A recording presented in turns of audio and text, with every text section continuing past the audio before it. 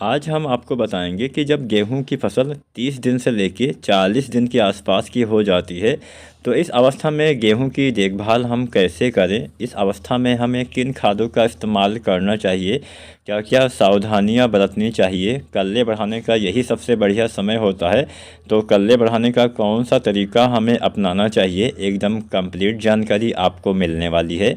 तो आज की पूरी वीडियो किसान साथियों आप ज़रूर देखिएगा, और कुछ भी सवाल हो या सुझाव हो तो आप कमेंट कर सकते हैं। चलिए वीडियो स्टार्ट करते हैं।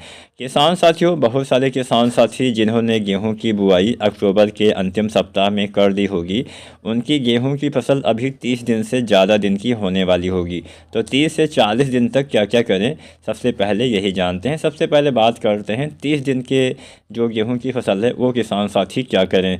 तो इस अवस्था में पहला काम, अगर आपने अभी भी पहला पानी नहीं लगाया है तो वैसे तो पहला पानी लगाने का बढ़िया समय 20-25 दिन होता है, लेकिन बाई चांस ना लगा पाए हों तो जल्द से जल्द पहली सिंचाई कर दे। जितना देर में सिंचाई करेंगे उतना आपको नुकसान होगा। पहला पानी हमें जड़ अवस्था में लगाना होता है, वो भी 20 से 25 दिन में ये अवस्थाएं आ जाती हैं। 2-4 दिन आगे पीछे चल जाएगा, लेकिन बहुत देर आपको नहीं करनी है। तो अगर आपकी फसल 30 दिन की हो गई है, सिंचाई नहीं किया है, तो पहले आप सिंचाई करिए। सिंचाई आपको हल्का हल्का करना है, इस बात का भी ध्यान देना है। ज़्यादा पानी इन अवस्थाओं में नुकसान होता है, पीला हो जाती है फसल, जिससे क्या होता है कि ये पीलापन जल्दी ख़त्म नहीं होता है। पीलापन, कोई भी ऐसी दवा, कोई भी ऐसी खाद आज तक नहीं बनी है जो पानी से जो पीलापन होता है उसको ख़त्म कर सके, इस बात का ध्यान देना है। तो हल्का हल्का सिंचाई करिए। सिंचाई के साथ साथ कुछ खादों का इस्तेमाल पहले पानी के बाद हमें करना होता है। अगर आपकी फसल 20-25 दिन की है तो आप सिंचाई कर सकते हैं, उसके बाद इन खादों का इस्तेमाल कर सकते हैं।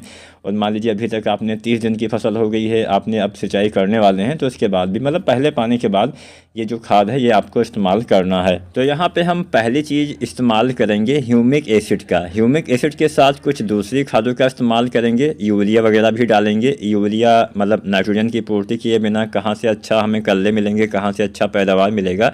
तो यूरिया आपको लगभग 40-45 किलो पर एकड़ के हिसाब से पहले पानी के बाद इस्तेमाल करना होता है। हमेशा सिंचाई करने के बाद ही आपको यूरिया खाद का इस्तेमाल अपने गेहूं की फसल में करना चाहिए। तो पहला पानी लगा चुके हैं, उसके बाद यूरिया डालिए 40-45 किलो। इस यूरिया के साथ दूसरी चीज़ आपको इस्तेमाल करना है ह्यूमिक एसिड का। ह्यूमिक एसिड क्यों डालना है, इससे क्या फ़ायदे होंगे, ये भी हम थोड़ा सा जान लेते हैं।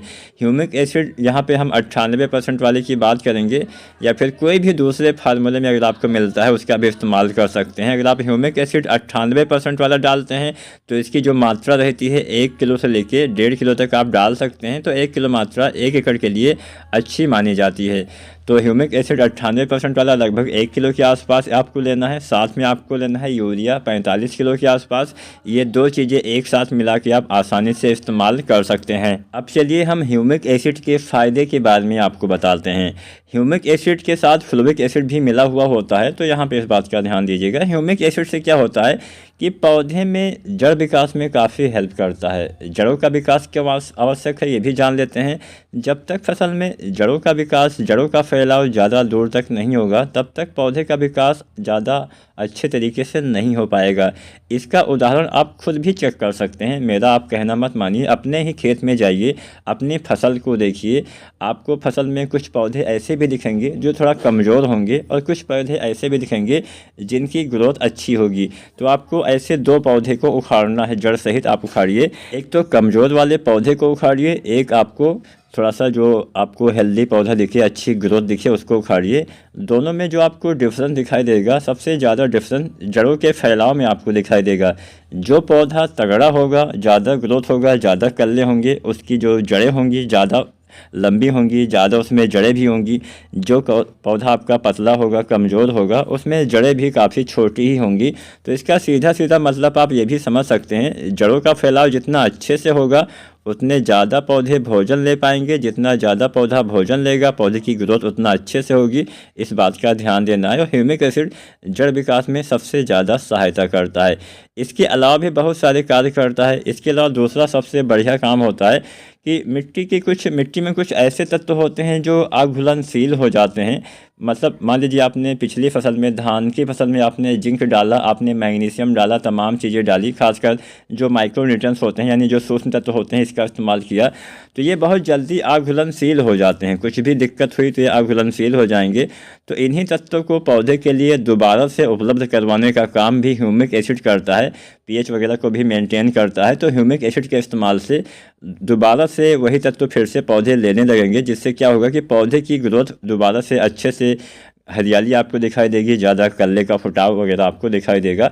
तो ह्यूमिक एसिड 98% वाला आप यूरिया के साथ मिला के 1 किलो के आसपास इस्तेमाल करिए। 45 किलो यूरिया, ह्यूमिक एसिड 98% वाला 1 किलो आपको लेना है। ये दो चीज़ें पहले पानी के आसपास बाद में आपको इस्तेमाल करना है। अब इसके साथ साथ मैंने बोला था कि हाँ कुछ ऐसे भी फार्मूले आपको बताऊंगा जिससे कल्ले आप और ज़्यादा ले पाएंगे, तो वो फार्मूला भी हम जान लेते हैं। ये फार्मूला 35 दिन तक, 30 दिन तक, 40 दिन तक आप अपना सकते हैं। जितना जल्दी डालेंगे उतना बढ़िया लाभ मिलेगा। मान लीजिए आपकी फसल अभी 25 दिन की है, तो आप पहला काम तो आप पानी लगाइए, यूरिया डालिए, ह्यूमिक एसिड डालिए।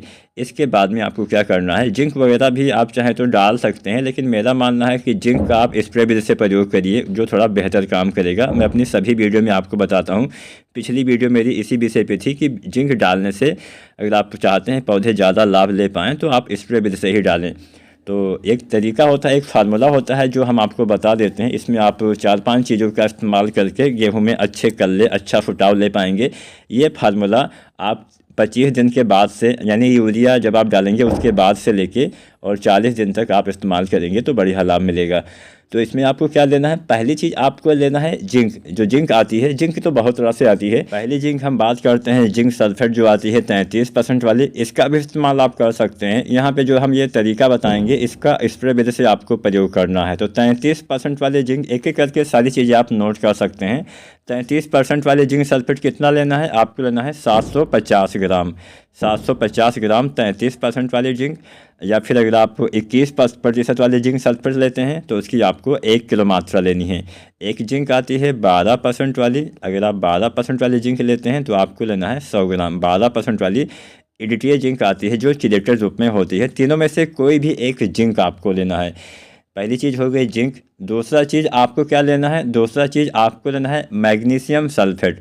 मैग्नीशियम सल्फेट इस्तेमाल करेंगे तो फ़ायदा क्या मिलेगा, क्योंकि बिना फ़ायदे के तो हम कोई चीज़ इस्तेमाल नहीं करते हैं। मैग्नीशियम सल्फेट नाइट्रोजन और फास्फोरस की उपयोगिता बढ़ा देता है, नई शाखाएं कल्ले के फुटाव में हेल्प करता है, कार्बोहाइड्रेट के उपयोग को बढ़ाता है, एंजाइम का निर्माण करता है और क्लोरोफिल को भी बढ़ाता है, जिससे फसल में हरापन आपको दिखाई देगा। तो मैग्नीशियम सल्फेट आपको कितना लेना है, आपको लेना है मैग्नीशियम सल्फेट लगभग आपको 1 किलोग्राम लेना है। 1 केजी मैग्नीशियम सल्फेट हो गया। इसके साथ तीसरी चीज़ आपको क्या लेना है, तीसरी चीज़ आपको लेना है फेरस सल्फेट। फेरस सल्फेट, इसकी इस्तेमाल से लोहे की कमी दूर होती है, जड़ों का विकास अच्छे से होता है, क्लोरोफिल का निर्माण होता है, ज़्यादा पोषक तत्व पौधे ले पाते हैं, एंजाइम और प्रोटीन का निर्माण होता है, प्रकाश संश्लेषण अच्छे से होता है, तने भी मजबूत होते हैं। तो फेरस सल्फेट आपको कितना लेना है, आधा किलो यानी 500 ग्राम फेरस सल्फेट लेना है। इसके अलावा चौथी चीज़ आपको क्या लेना है, चौथी चीज़ आपको लेना है मैग्नीज सल्फेट। मैग्नीज सल्फेट जो आता है इसके इस्तेमाल से प्रकाश संश्लेषण में काफ़ी सुधार होता है, ये भी क्लोरोफिल की मात्रा को बढ़ाता है, नए कल्ले बनाने में काफ़ी हेल्प करेगा, बीजों की गुणवत्ता में काफ़ी सुधार करता है। तो मैग्नीज सल्फेट कितना लेना है, 250 ग्राम। चौथी चीज़ हो गई मैग्नीज सल्फेट। पाँचवीं चीज़ आपको लेना है 1 या 2 किलो दानेदार यूरिया। ये 5 चीज़ें आपको लेनी है। पांचों चीज़ों का इस्तेमाल अगर आप स्प्रे विधि से डालते हैं तो इससे फ़ायदा क्या मिलेगा, इससे आपकी फसल में हरापन आएगा, फसल में अच्छे से प्रकाश संश्लेषण प्रक्रिया होगी, जिससे पौधे अच्छे से भोजन बना पाएंगे। पौधे में अच्छे से भोजन का जब निर्माण होगा तो कल्ले का फुटाव स्वाभाविक रूप से ज़्यादा होगा, ज़्यादा कल्ले आएंगे, फसल में चमक आपको दिखाई देगी, फसल में हरियाली आपको दिखाई देगी। इन पांचों चीज़ों का आपको स्प्रे करना है। स्प्रे करने के लिए आपको पहले जब आप यूरिया डालते हैं तो यूरिया डालने के 4-5 दिन के बाद इसका इस्तेमाल करिएगा तो बढ़िया रहेगा। लगातार किसी खाद का इस्तेमाल मत करिए। कोई खाद आपने डाली है तो उसके 4-5 दिन का अंतर दीजिए, क्योंकि लगातार अगर आप कोई चीज़ें डालते हैं तो पौधा थोड़ा तनाव में चला जाता है। तो यहाँ पे पहले तो आपको सिंचाई करना है, उसके बाद यूरिया और ह्यूमिक एसिड डालना, उसके बाद ये माइक्रो न्यूट्रिएंट्स वाला फार्मूला अगर आप इस्तेमाल करते हैं तो बढ़िया लाभ मिलेगा। जैसा कि मैंने बोला, जिंक भी इसमें आपकी पूर्ति हो जाएगी। तो जिंक मान लीजिए आप स्प्रे विधि से ही डालने वाले हैं, तो पहली बार तो आपने इस फार्मूले में जिंक का इस्तेमाल कर दिया। दोबारा से फिर जब आप दूसरा पानी लगाएं उसके बाद जिंक का आप स्प्रे कर दीजिए। मात्रा इतनी ही रहने वाली है। अगर आप जिंक सल्फेट का स्प्रे करते हैं तो इसके साथ 1 किलो या 2 किलो दानेदार यूरिया मिला दीजिएगा। उसके बाद दूसरा पानी जब आप लगाते हैं तो दूसरा पानी लगाने के बाद फिर से आपको यूरिया 40 से 45 किलो पर एकड़ के हिसाब से डालना होता है। वीडियो अच्छी लगी हो लाइक शेयर करें, चैनल को सब्सक्राइब करें।